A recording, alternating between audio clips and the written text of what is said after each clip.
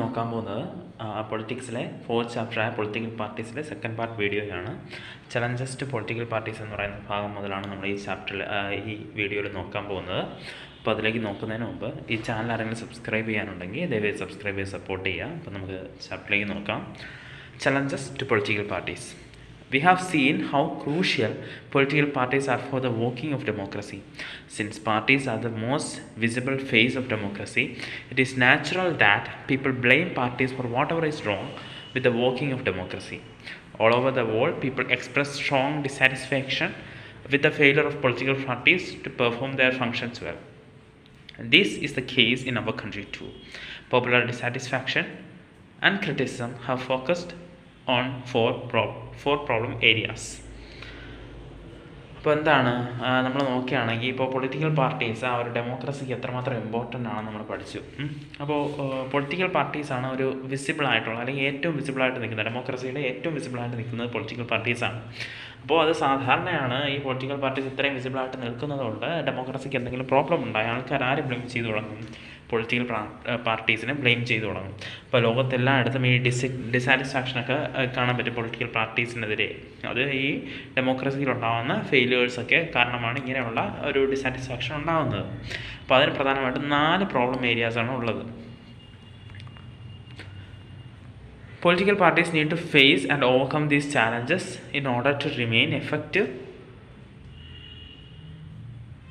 Instruments of democracy. അപ്പോൾ എന്താണ് political parties ഈ ചലഞ്ചസൊക്കെ നേരിട്ട് അത് തരണം ചെയ്താൽ മാത്രമേ ഒരു നിലനിൽക്കാൻ പറ്റത്തുള്ളൂ. ഡെമോക്രസിയുടെ ഒരു എഫക്റ്റീവ് ഇൻസ്ട്രുമെൻ്റ് ആയിട്ട് ആർക്ക് നിലനിൽക്കാൻ പറ്റത്തുള്ളൂ? ആ പാർട്ടിക്ക് നിലനിൽക്കണമെങ്കിൽ അവർ ഈ ചലഞ്ചസ് എല്ലാം ഫേസ് ചെയ്ത് വരണം. The first challenge is lack of internal democracy within parties. ആദ്യത്തെ ചലഞ്ച് എന്ന് പറയുന്നത് പാർട്ടിക്കകത്ത് തന്നെ ഉള്ള ഇൻറ്റേർണൽ ഡെമോക്രസിയുടെ അപര്യാപ്തതയാണ്, അല്ലെങ്കിൽ ഒരു ആന്തരികമായ ഒരു ജനാധിപത്യത്തിൻ്റെ പോരായ്മയാണ്. All over the world, there is a tendency in political parties towards the concentration of power in one or few leaders at the top. ലോകത്ത് എല്ലായിടത്തും ഒരു ടെൻഡൻസി ഉണ്ട്. എന്താണ്? പൊളിറ്റിക്കൽ പാർട്ടീസിൻ്റെ പവർ പ്രധാനമായിട്ടും മുകളിൽ നിൽക്കുന്ന ലീഡേഴ്സിൽ 1-2 പേർക്കൊക്കെ ആയിട്ട് കിട്ടുക എന്നുള്ള കാര്യം. Parties do not keep membership registers, do not hold organisational meetings and do not conduct internal elections regularly. Parties എന്ത് ചെയ്യാറില്ല? ഈ മെമ്പർഷിപ്പ് രജിസ്റ്റർ ഒന്നും കീപ്പ് ചെയ്യാറില്ല, ഈ ഓർഗനൈസേഷണൽ മീറ്റിംഗ്സ് നടത്താറില്ല, അതുപോലെ തന്നെ ഒരു ഇൻറ്റേർണൽ ഇലക്ഷൻസ് സമയത്ത് നടത്താറും ഇല്ല. ഇതൊക്കെ കാരണമാണ് ആദ്യത്തെ പ്രശ്നം ഉണ്ടാകുന്നത്. Ordinary members of the party do not get sufficient information on what happens inside the party. ഇപ്പോൾ സാധാരണക്കാരനായ ഒരു പാർട്ടി അംഗത്തിന് എന്ത് കിട്ടത്തില്ല? ഒരു ഇൻഫർമേഷൻ കിട്ടത്തില്ല, എന്താണ് അകത്ത് നടക്കുന്നത് എന്നൊരു വിവരവും കിട്ടുന്നില്ല. They do not have the means or the connection needed to influence the decisions.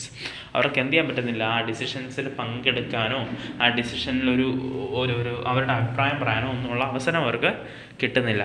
As a result, the leaders assume greater power to make decisions in the name of party. അപ്പോൾ ഇതൊക്കെ കാരണം എന്താണ്? ലീഡേഴ്സ് പറയുന്നത് തന്നെ ആ പാർട്ടിയുടെ നയമാവും അല്ലെങ്കിൽ തീരുമാനമാവും. Since one or few leaders exercise paramount power in the party, those who disagree with the leadership find it difficult to continue in the party. അപ്പോൾ 1-2 ലീഡേഴ്സ് തീരുമാനിക്കുന്ന വഴി എതിർക്കുന്നവർക്കൊക്കെ ആ പാർട്ടി കണ്ടക്ട് ചെയ്യുക അല്ലെങ്കിൽ ആ പാർട്ടിയിൽ നിലകൊള്ളുക എന്ന് പറയുന്ന വളരെ വലിയൊരു ടാസ്ക്കായിട്ട് മാറും. More than loyalty to party principles and policies, personal loyalty to the leader becomes more important. അപ്പോൾ പാർട്ടി പ്രിൻസിപ്പിൾസിനോടോ അല്ലെങ്കിൽ പോളിസീസിനോടോ ഒക്കെയുള്ള ലോയൽറ്റിയെക്കാളും ആൾക്കാർക്ക് അല്ലെങ്കിൽ പാർട്ടി പ്രവർത്തകർക്ക് ആരോട് ലോയൽറ്റി ഉണ്ടായി തുടങ്ങും? പാർട്ടി നേതാക്കളോട് അല്ലെങ്കിൽ ഒരു പേഴ്സണൽ ലോയൽറ്റി ഉണ്ടാകും. The second challenge of dynastic succession is related to the first one. Since most political parties do not practice open and transparent procedures for the functioning, there are very few ways for an ordinary worker to rise to the top in a party.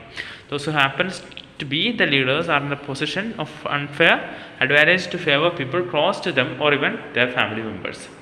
ഇപ്പോൾ രണ്ടാമത്തെ കാര്യം എന്ന് പറയുന്നത് ഈ dynastic സക്സഷനാണ്. അതെന്ന് ഉദ്ദേശിക്കുന്നത് ഇപ്പോൾ political parties ഇങ്ങനെയുള്ള കാര്യങ്ങൾ ചെയ്തു. ആദ്യം നമ്മൾ പറഞ്ഞ ആ ഒരു ഇൻറ്റേർണൽ ഡെമോക്രസിയുടെ അപര്യാപ്തത കാരണം ഈ സാധാരണക്കാരനായ ഒരു അംഗത്തിന് എന്ത് ചെയ്യാൻ പറ്റത്തില്ല, ഡെവലപ്പ് ചെയ്ത് മുകളിലേക്ക് വരാൻ പറ്റുന്നില്ല.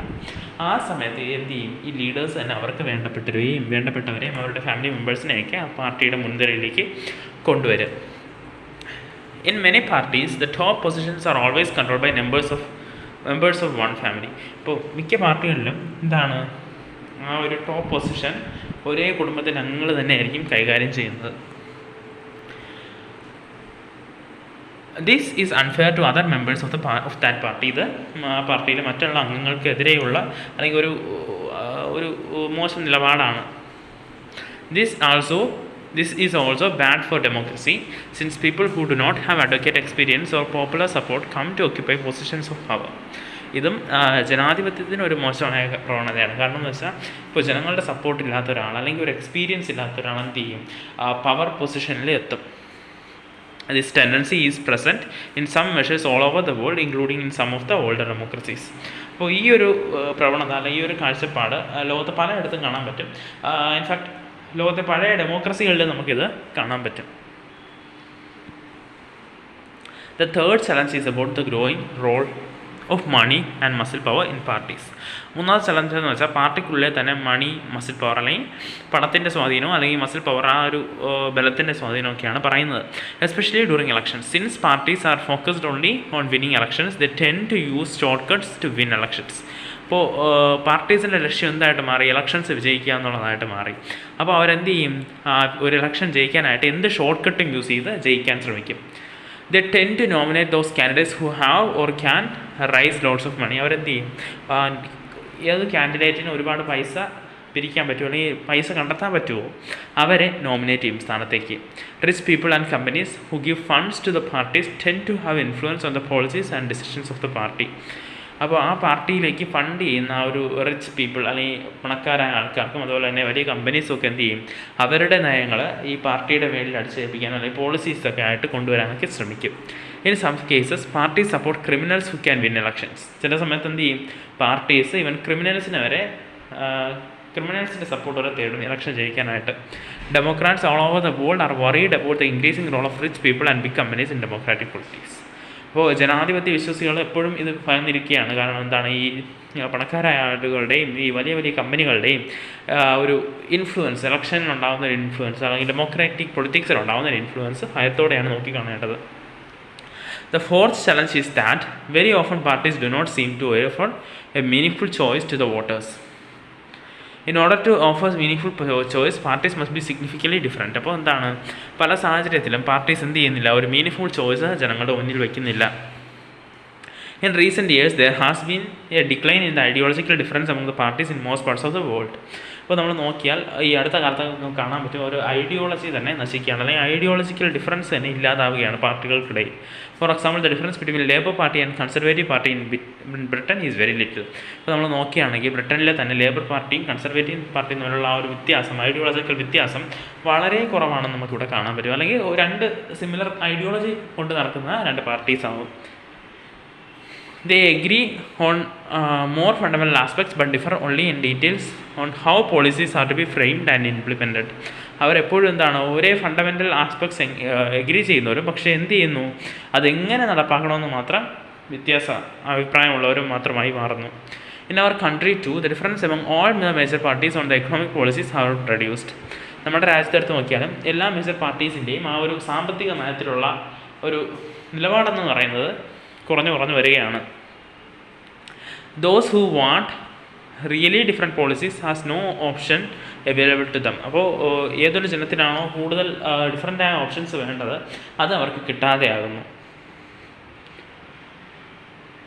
Sometimes people cannot even elect very different leaders either because the same set of leaders keep shifting from one party to another.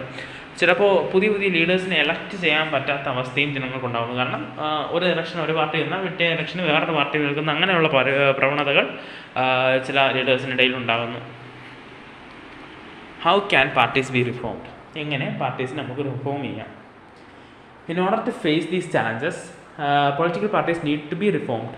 The question is, are political parties willing to reform? If they are willing, what has prevented them from reforming so far? If they are not willing, is it possible to force them to reform? ഇപ്പോൾ എന്താണ് ഈ ഒരു challenges face ചെയ്യാൻ വേണ്ടിയിട്ട് എന്തായാലും തീർച്ചയായിട്ടും political parties റിഫോമിന് വിധേയമായിട്ടേ പറ്റുള്ളൂ. അല്ലെങ്കിൽ ഒരു ചിന്തനം അവർക്ക് വേണം, അവരുടെ ആശയങ്ങൾ അല്ലെങ്കിൽ ആ ഒരു പുനരുദ്ധാരണം വേണമെന്നൊക്കെ നമുക്ക് പറയാം. അപ്പോൾ ഒരു ക്വസ്റ്റ്യൻ റേസ് ചെയ്യും, എന്താണ് പൊളിറ്റിക്കൽ പാർട്ടീസ് ഒരു ചേഞ്ചിന് അല്ലെങ്കിൽ ഒരു റിഫോമിന് വില്ലിങ് ആണോ? ഇപ്പോൾ അവർ വില്ലിങ് ആണെങ്കിൽ ഇത്രയും കാലം എന്തുകൊണ്ടാണ് അവർ റിഫോം ചെയ്യാതിരുന്നത്?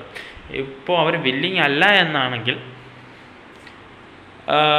എന്താണ് അവരെ ഫോഴ്സ് ചെയ്ത് നമുക്ക് റിഫോം ചെയ്യിക്കാമോ? ഈ രണ്ട് ക്വസ്റ്റ്യനാണ് നമ്മുടെ മുന്നിൽ അറൈസ് ചെയ്യുന്നത്. Citizens all over the world face this question. This is not a simple question to answer. In a democracy, the final decision is made by leaders who represent political parties. അപ്പോൾ ഇതാണ് എല്ലാ ജനാധിപത്യവാദികളുടെയും അല്ലെങ്കിൽ എല്ലാ ജനങ്ങളുടെയും മുമ്പിലേക്ക് എത്തുന്ന ചോദ്യം. പക്ഷേ ഈ ചോദ്യം അത്രയ്ക്ക് എളുപ്പമുള്ള കാര്യമല്ല. കാരണം ഈ ഡെമോക്രസിയിൽ എന്താണ്, പൊളിറ്റിക്കൽ പാർട്ടീസിലെ ലീഡേഴ്സാണ് കാര്യങ്ങൾ തീരുമാനിക്കുന്നത്. People can replace them but only by another set of party leaders. ഇപ്പോൾ ജനങ്ങൾക്ക് എന്ത് ചെയ്യാം, അവരെ മാറ്റാം, പക്ഷേ അത് വേറൊരു സെറ്റ് ഓഫ് പാർട്ടി ലീഡേഴ്സിനെ വെച്ച് മാറ്റാൻ പറ്റത്തുള്ളൂ. അതായത് ഇപ്പോൾ നമ്മൾ പാർട്ടി ലീഡേഴ്സിനെ അല്ലെങ്കിൽ ഒരു സെറ്റ് ഓഫ് പാർട്ടി ലീഡേഴ്സ് ആ ഡെമോക്രസി കാര്യങ്ങൾ ആ നയങ്ങളൊക്കെ തീരുമാനിക്കുമ്പോൾ അവരെ മാറ്റിയിട്ട് നമുക്ക് വേറൊരു സെറ്റിനെ കൊണ്ടുവരാനേ പറ്റത്തുള്ളൂ. അല്ലാതെ അവരുടെ ചേഞ്ച് നമുക്ക് കൊണ്ടുവരാൻ പറ്റുന്നില്ല. If all of them do not wish to reform, how can anyone force them to change? ഇപ്പോൾ ആരും റിഫോമിന് തയ്യാറാകുന്നില്ല എന്നുണ്ടെങ്കിൽ നമുക്ക് എങ്ങനെ അവരെ നിർബന്ധിച്ച് ചേഞ്ച് ചെയ്യിക്കാൻ പറ്റും? Let us look at some of the recent efforts and suggestions in our country to reform political parties and its leaders. അപ്പോൾ നമുക്ക് കുറച്ച് സജഷൻ നോക്കാം, കുറച്ച് നാളുകളായിട്ട് ഇന്ത്യയിൽ ഉയർന്നു കേൾക്കുന്ന കുറച്ച് സജഷൻസ് നോക്കാം. The constitution was amended to prevent elected MLAs and MPs from changing parties. അപ്പോൾ നമ്മുടെ കോൺസ്റ്റിറ്റ്യൂഷനൊക്കെ അമെൻഡ് ചെയ്തിട്ടുണ്ടായിരുന്നു. എന്ത് ചെയ്യാനായിട്ട് ഈ ജയിച്ചു കഴിഞ്ഞ MLAസിനും MPസും ഒക്കെ എന്ത് ചെയ്യുന്നു, പാർട്ടി മാറുന്നത് തടയാൻ വേണ്ടിയിട്ട് കോൺസ്റ്റിറ്റ്യൂഷൻ അമെൻഡ് ചെയ്തിട്ടുണ്ടായിരുന്നു. This was done because many elected representative were indulging in defection in order to become ministers for cash rewards. അപ്പോൾ ഇത് ചെയ്തത് എന്തിനാണെന്ന് വെച്ചാൽ ഒരുപാട് MPസും MLAസും ഒക്കെ എന്ത് ചെയ്യുന്നുണ്ട്, കൂറുമാറുന്നുണ്ട്. എന്തിനു വേണ്ടിയിട്ട്? മന്ത്രിപദം കിട്ടാനായിട്ടും അല്ലെങ്കിൽ എന്താണ് കുറച്ച് പൈസയ്ക്കായിട്ടുമൊക്കെ ക്യാഷ് റിവാർഡ്സിനൊക്കെ ആയിട്ട് കൂറുമാറുന്ന സാഹചര്യം ഉണ്ടായിരുന്നു. Now the law says that if any MLA or MP changes party, he or she will lose the seat in the legislature. അപ്പോൾ ഇപ്പം നിയമം പറയുന്നത് എന്താണ്, ഒരു MPയോ MLAയോ കൂറ് മാറിക്കഴിഞ്ഞാൽ അവരുടെ എന്ത് ചെയ്യും, ആ ഒരു സീറ്റ് നഷ്ടപ്പെടും. This new law has help bringing defection down. At the same time, this has made any dissent even more difficult. MPs and MLAs have to accept whatever the party leaders decide. അപ്പോൾ ഇതൊരു പരിധി എന്ത് ചെയ്തു, കൂറുമാറ്റം നിർത്തിയെങ്കിലും ഇത് മറ്റൊരു പ്രശ്നത്തിന് തുടക്കം കുറിച്ചു. ഇപ്പോൾ MPസും MLAസും എന്ത് ചെയ്യണം, പാർട്ടി എന്ത് പറയുന്നു അത് കേൾക്കണം. കാരണം അവർക്ക് വേറെ പാർട്ടിയിലേക്ക് പോകാൻ പറ്റില്ല. പോകാൻ പറ്റിയാൽ എന്ത് ചെയ്യും, അത് അയോഗ്യനാക്കിപ്പെടും. അതാണ് പ്രശ്നം. The Supreme Court passed an order to reduce the influence of money and criminals. Now it is mandatory for every candidate who contests elections to file an affidavit giving details of his property and criminal cases pending against him. അതായിട്ട് supreme court എന്ത് ചെയ്തു, ഒരു order pass ചെയ്തു, ഒരു influence കുറയ്ക്കാനായിട്ട്, മണിയുടെയും ക്രിമിനൽസിൻ്റെയും എന്ത് ചെയ്യാനായിട്ട് influence കുറയ്ക്കാനായിട്ട്. അപ്പോൾ ഇപ്പോൾ ഒരു കാൻഡിഡേറ്റ് ഇലക്ഷൻ നിൽക്കുകയാണെങ്കിൽ എന്ത് ചെയ്യണം, ഒരു അഫിഡവിറ്റ് സമർപ്പിക്കണം. എന്തിനെക്കുറിച്ച്? അവരുടെ പ്രോപ്പർട്ടി അല്ലെങ്കിൽ വസ്തുവകളെക്കുറിച്ചൊക്കെ, അല്ലെങ്കിൽ അവരുടെ ക്രിമിനൽ കേസസിന്, നിലവിലുള്ള ക്രിമിനൽ കേസസിനെ കുറിച്ചൊക്കെ അവർ അഫിഡവിറ്റ് സമർപ്പിക്കണം. The new system has made a lot of information available to the public. അപ്പോൾ ഈ ഒരു സിസ്റ്റം എന്ത് ചെയ്തു, ആ ഒരു ജനങ്ങളിലേക്ക് ഒരുപാട് വിവരങ്ങൾ എത്തിച്ചു. But there is no system to check if the information given by the candidates is true. അപ്പോൾ പക്ഷേ ഇതിങ്ങനെയൊക്കെ ആണെങ്കിലും ഈ കാൻഡിഡേറ്റ്സ്, ഈ സ്ഥാനാർത്ഥികൾ നൽകിയിരിക്കുന്ന വിവരങ്ങളെല്ലാം സത്യമാണോ എന്നറിയാൻ നിർവാഹമില്ല. As yet we do not know if it has led to decline in the influence of rich and the criminals. പക്ഷേ ഇതൊക്കെ വന്നുവെങ്കിലും നമുക്ക് പറയാൻ പറ്റില്ല, അല്ലെങ്കിൽ അറിയത്തില്ല എന്താണ് ക്രിമിനൽസിൻ്റെയും മണിയുടെയൊക്കെ ഇൻഫ്ലുവൻസ് ആ ഇലക്ഷൻസിൽ കുറഞ്ഞിട്ടുണ്ടോ എന്ന്. The Election Commission passed an order making it necessary for political parties to hold their organization elections and file their income tax returns. അപ്പോൾ എന്താണ് ഇലക്ഷൻ കമ്മീഷൻ ഒരു കാര്യം പാസ്സാക്കിയിട്ടുണ്ട്, എന്താണ് അവരുടെ പൊളിറ്റിക്കൽ പാർട്ടീസിൻ്റെ ഓർഗനൈസേഷൻ ഇലക്ഷൻസ് നടത്താൻ വേണ്ടിയിട്ടും അതുപോലെ തന്നെ ഇൻകം ടാക്സ് റിട്ടേൺസ് സമർപ്പിക്കാൻ വേണ്ടിയിട്ടും. The parties have started doing so but sometimes it is mere formality. പാർട്ടീസൊക്കെ ഇത് ചെയ്യാൻ തുടങ്ങിയിട്ടുണ്ടെങ്കിലും ഇതൊക്കെ ചില സമയങ്ങളിലൊക്കെ ഇത് വേറെ ഫോർമാലിറ്റിക്ക് വേണ്ടി ചെയ്യുന്ന കാര്യങ്ങളായിട്ടാണ് മാറിയിരിക്കുന്നത്. It is not clear if this step has led to change internal democracy in parties. അപ്പോൾ ഇത് എന്തെങ്കിലും ഇൻറ്റേർണൽ ഡെമോക്രസിക്ക് എന്തെങ്കിലും മാറ്റം ഉണ്ടായിട്ടുണ്ടോ എന്ന് ചോദിച്ചാൽ നമുക്ക് ക്ലിയർ അല്ല. Besides there many suggestions are often made to reform political parties. ഇതൊന്നും അല്ലാതെ ഒരുപാട് സജഷൻസ് വേറെയും റിഫോർമേഷന് വേണ്ടി പൊളിറ്റിക്കൽ പാർട്ടീസിൻ്റെ റിഫോർമേഷന് വേണ്ടി നടത്തിയിട്ടുണ്ട്. A law should be made to regulate the internal affairs of political parties. It should be made compulsory for political parties to maintain a register of its members, to follow its own constitution, to have an independent authority to act as a judge in case of party disputes, to hold open election to the highest post. അപ്പോൾ എന്താണ് വേറെ suggestions ഒരു നിയമം ഉണ്ടാക്കണം, ഒരു internal affairs political പാർട്ടീസിൻ്റെ internal affairs regulate ചെയ്യാനും ആ പൊളിറ്റിക്കൽ പാർട്ടീസിൻ്റെ ആ മെമ്പേഴ്സിൻ്റെ രജിസ്റ്റർ കീപ്പ് ചെയ്യാനും അതിൻ്റെ ഒരു മാനിഫെസ്റ്റോ അല്ലെങ്കിൽ കോൺസ്റ്റിറ്റ്യൂഷൻ പാലിക്കാനും ഒരു ഇൻഡിപെൻഡൻറ്റ് അതോറിറ്റി വേണം, ഒരു ജഡ്ജ് പാർട്ടി ഡിസ്പ്യൂട്ട്സ് പരിഹരിക്കാനും അങ്ങനെയുള്ള കാര്യങ്ങളൊക്കെ പറയുന്നുണ്ട്. അതുപോലെ തന്നെ ഹൈ പോസ്റ്റുകളൊക്കെ ഇലക്ഷൻസ് കണ്ടക്ട് ചെയ്ത് വേണം തീരുമാനിക്കാമെന്നൊക്കെ ഉള്ള അഭിപ്രായങ്ങൾ ഉയരുന്നുണ്ട്. It should be made mandatory for political parties to give up minimum number of tickets, about 1/3 to women candidates. മറ്റൊരു കാര്യം എന്ന് പറയുന്നത് ഒരു കാര്യം മാൻഡേറ്ററി ആക്കണം, എന്താണ് ആ ഒരു സീറ്റ് അല്ലെങ്കിൽ ഇലക്ഷനിൽ 1/3 സീറ്റ്സ് വിമൻ കാൻഡിഡേറ്റ്സിന് കൊടുക്കണമെന്നുള്ളത്. Similarly there should be quota for women in the decision making bodies of the party. അതുപോലെ തന്നെ വിമൻസിന് എന്ത് വേണം, ഡിസിഷൻ മേക്കിംഗ് ബോഡീസിൽ പാർട്ടിയുടെ ഡിസിഷൻ മേക്കിംഗ് ബോഡീസിൽ എന്ത് വേണം, ഒരു കോട്ട അതുപോലെ തന്നെ വേണം എന്ന് ആവശ്യപ്പെടുന്നുണ്ട്. These should be state funding for election. There should be state funding for election. The government should give parties money to support their election expenses. അതുപോലെ തന്നെ ഇലക്ഷന് വേണ്ടി സ്റ്റേറ്റ് ഫണ്ടിങ് വേണമെന്നും ഗവൺമെൻറ് എന്ത് ചെയ്യണം, പാർട്ടീസിന് അവരുടേതായ ഇലക്ഷൻ എക്സ്പെൻസിനുള്ള പണം നൽകണമെന്നുള്ള ഒരു അഭിപ്രായം ഉയർന്നു വരുന്നുണ്ട്. This support could be given in kind, petrol, paper, telephone etcetera. ഇതങ്ങനെ നമുക്ക് നൽകാം, പെട്രോൾ, പേപ്പർ, ടെലിഫോൺ അങ്ങനെയൊക്കെയുള്ള രീതിയിലുള്ള സപ്പോർട്ട് നൽകാം. Or it could be given in cash on the basis of the vote secured by the party in the last election. അതുപോലെ തന്നെ കഴിഞ്ഞ ഇലക്ഷനിൽ കിട്ടിയ വോട്ടിൻ്റെ അടിസ്ഥാനത്തിൽ ആ സപ്പോർട്ട് നൽകാം. These suggestions have not yet been accepted by political parties. ഈ സജഷൻ ഒന്നും പൊളിറ്റിക്കൽ പാർട്ടീസ് അക്സെപ്റ്റ് ചെയ്തിട്ടില്ല. If and when these are accepted these could lead to some improvement. ഇതൊക്കെ അക്സെപ്റ്റ് ചെയ്താൽ ചിലപ്പോൾ ചില ഇംപ്രൂവ്മെൻറ്റ്സ് ഒക്കെ ഉണ്ടാകാം.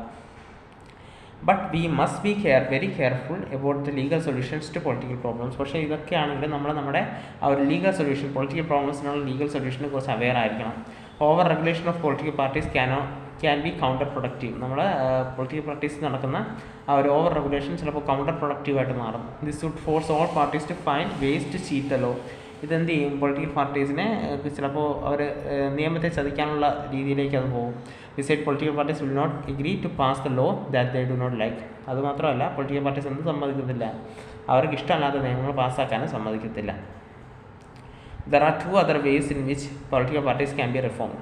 ഇത് കൂടാതെ 2 വേറെ നയങ്ങളുണ്ട് പൊളിറ്റിക്കൽ പാർട്ടീസിനെ റിഫോം ചെയ്യാൻ പറ്റുന്ന. One, people can put pressure on political parties. ആദ്യത്തെ എന്ത് ചെയ്യാൻ പറ്റും, ജനങ്ങൾക്ക് പൊളിറ്റിക്കൽ പാർട്ടീസിൻ്റെ മേലിൽ പ്രഷർ കൊണ്ടുവരാൻ പറ്റും.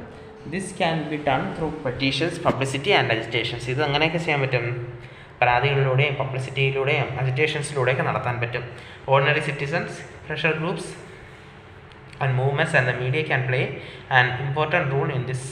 അപ്പോൾ എന്താണ്, സാധാരണ വിഭാഗങ്ങൾക്കും പ്രഷർ ഗ്രൂപ്പ്സിനും മൂവ്മെൻറ്റ്സിനും ഒക്കെ എന്ത് ചെയ്യാൻ പറ്റും, അതുപോലെ തന്നെ മീഡിയയ്ക്കും എന്ത് ചെയ്യാൻ പറ്റും, ഇതിലൊരു ഇമ്പോർട്ടൻറ്റ് റോൾ പ്ലേ ചെയ്യാൻ പറ്റും. If political parties feel that they would lose public support by not taking up reforms, they would become more serious about reforms. അപ്പോൾ എന്താണ്, ഇപ്പോൾ പൊളിറ്റിക്കൽ പാർട്ടീസിന് തോന്നുകയാണ് ഇനി റിഫോംസ് ചെയ്തില്ലെങ്കിൽ പബ്ലിക് സപ്പോർട്ട് കുറയുമെന്ന് തോന്നുകയാണെങ്കിൽ അവരെന്ത് ചെയ്യും, തീർച്ചയായും റിഫോംസ് ചെയ്യും. 2 political parties can improve those who wants this. 2 political parties can improve if those who wants this join political parties. അപ്പോൾ എന്ത് ചെയ്യാൻ പറ്റും, ഈ പൊളിറ്റിക്കൽ പാർട്ടീസിൽ ജോയിൻ ചെയ്യുന്നവർക്ക് ഇതൊക്കെ ഇമ്പ്രൂവ് ചെയ്യാൻ പറ്റും. Thus quality of democracy depends on the degree of public participation. അപ്പോൾ ഡെമോക്രസിയുടെ ഒരു ക്വാളിറ്റി നിൽക്കുന്നത് ആ എത്ര ജനങ്ങൾ അല്ലെങ്കിൽ എത്ര വേറെ ആ പബ്ലിക് പാർട്ടിസിപ്പേഷനിലേക്ക് ഇറങ്ങുന്നു എന്നനുസരിച്ചാണ്. It is difficult to reform politics if ordinary citizens do not take part in it. And simply criticise it from outside. ഇപ്പോൾ ഒരു സാധാരണ ജനവിഭാഗം എന്താണ് പൊളിറ്റിക്സിലേക്ക് ഇറങ്ങാതെ ജസ്റ്റ് വെളിയിൽ നിന്ന് ക്രിട്ടിസൈസ് ചെയ്യുകയാണെങ്കിൽ നമുക്ക് റിഫോം ചെയ്യുക എന്ന് പറയുന്നത് വളരെ ഡിഫിക്കൽട്ടായിട്ട് മാറും. The problem of bad politics can be solve by more and better politics. ഒരു ബാഡ് പൊളിറ്റിക്സ് എന്ന് പറയുന്ന പ്രോബ്ലം സോൾവ് ചെയ്യാൻ എന്ത് ചെയ്യാൻ പറ്റും? ഒരു ബെറ്റർ പൊളിറ്റിക്സ് വഴിയേ സോൾവ് ചെയ്യാൻ പറ്റത്തുള്ളൂ. We shall return to this theme in the final chapter. അപ്പോൾ ഈ തീം തന്നെയാണ് നമ്മൾ ഫൈനൽ ചാപ്റ്ററിൽ നോക്കുന്നത്. അപ്പം ഒരു മോശം പൊളിറ്റിക്സ് ഉണ്ടെങ്കിൽ അതിനെ നമ്മൾ ഒരു ബെറ്റർ പൊളിറ്റിക്സ് വെച്ച് റിപ്ലേസ് ചെയ്താലേ ആ കാര്യം നല്ല രീതിയിലേക്ക് മുന്നോട്ട് പോകത്തുള്ളൂ. അല്ലാതെ നമ്മൾ ജസ്റ്റ് പുറത്ത് നിന്ന് ക്രിട്ടിസൈസ് ചെയ്തുകൊണ്ടിരുന്നാൽ അതൊരിക്കലും ഒരു നല്ല നടപടിയായിട്ട് മാറില്ല. അപ്പോൾ ഇതാണ് നമ്മുടെ ചാപ്റ്റർ. Thank you.